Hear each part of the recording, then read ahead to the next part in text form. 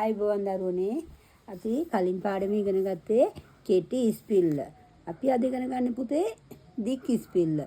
අපි බලමු දික් ස්පිල්ලයි කෙටි ස්පිල්ලයි අතර මොකද්ද වෙනස කියලා. ඉතින්ම අපි කෙටි ස්පිල්ල ලියලා බලමුකෝ. ඉස්සර ඉගෙන ගත්ත පුතා ඔයාලා කෙටි ස්පිල්ල.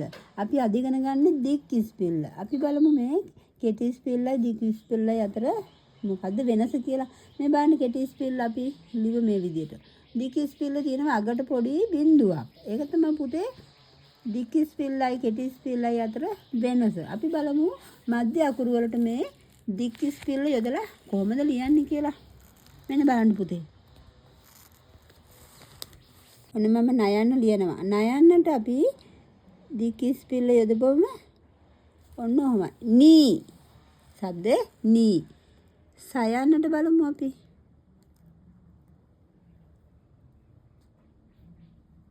සී තයන්නට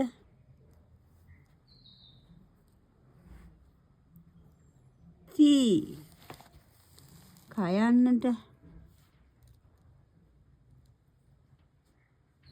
කී. අපිට පුතේ මේ වගේ එනවා શબ્දයක් නී සී tii කී එහෙම කියනකොට එනවා ඊ කියන શબ્දයක්. ඊ શબ્දය. එතකොට අපි දික් ස්පිල්ල යොදපුවම අකුරු වලට අපිට ඇහෙන શબ્දය තමයි ඊ શબ્දය. අපි එහෙම හැම අකුරටම ලියලා බලමු. හැම අකුරම ලියලා ඔයගොල්ලන් පුරුදු වෙන්න ඕනේ. යයන්නට බලමු අපි. ඊ. අපි ඊළඟට ආරෝහණ අකුර ලියමු. ටී.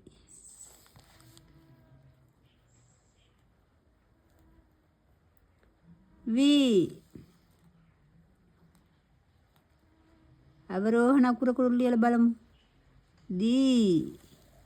ඒ විදිහට හැම අකුරටම දික් ස්පිල්ල යොදලා අකුරු ටික ලියලා ඉන්න ඕන පුතේ ඉස්සෙල්ලම. අපි එහෙම ලියලා බලමුකෝ. දැන් පුතේ අපි මම අකුරු ගොඩක් ඒවට දික් ස්පිල්ල යොදලා ලියලා තියෙනවා. මේ බලන්න නැවත මම කියනවා. ඔයාලා මයිත් කියවන්න.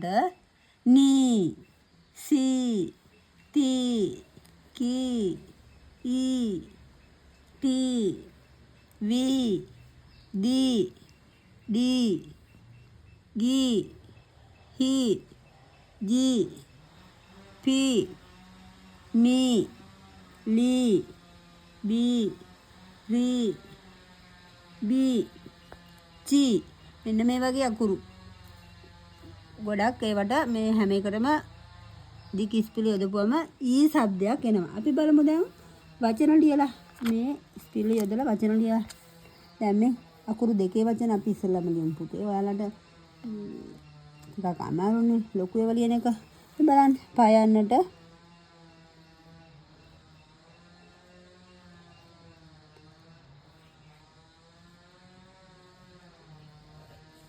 පීර පීර.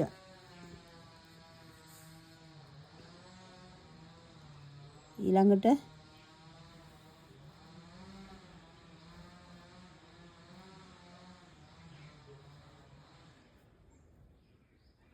මීයා. අපි දික් ස්පිල්ල යොදුවා මී යයන්නට ඇලපිල්ල යොදලා මීයා. අන්න ඒ වගේ අකුරු දෙකේ වචන ටිකක් අපි ලියලා බලමු නේද පුතේ. දැන් පුතේ අපි අකුරු ලිව්වනේ. දැන් අකුරු වලින් අකුරු දෙකේ වචන ටිකක් කියවලා බලමුකෝ ලියලා.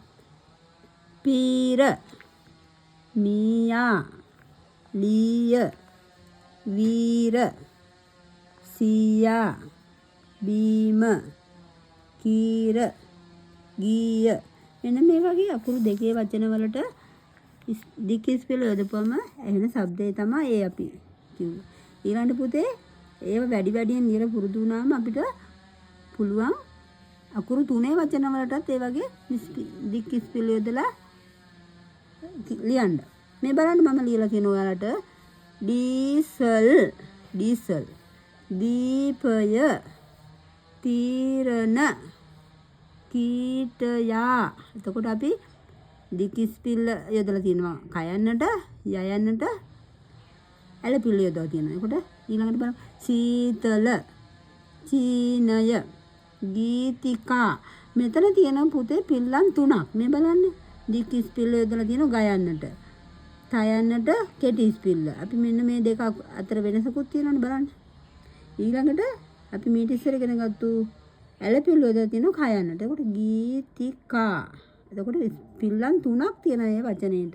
මේක බලන්න. මේකෙත් තියෙනවා පිල්ලම් 3ක්. අපි බලමු. සීගිරිය අකුරු 4 වචනයක්.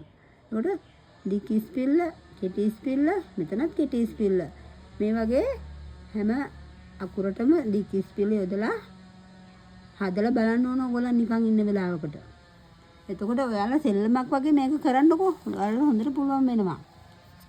හරි ඉතින් පුතේ නැවත නැවත මේවා වැඩි හිටියොත් එක්ක කරලා බලන්න. එතකොට ඔයාලා ගොඩක් දක්ෂය වෙනවා.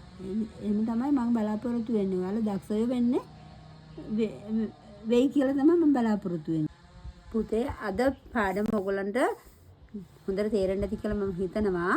එහෙම තේරුම් නැති කොටසක් එහෙම තියෙනවා නම් මට කමෙන්ට් එකක් දාන්න මම නැවත ඔයගලන්ට ඒක පැහැදිලි කරලා දෙන්නම්. ආයිබෝන් දරුවනේ.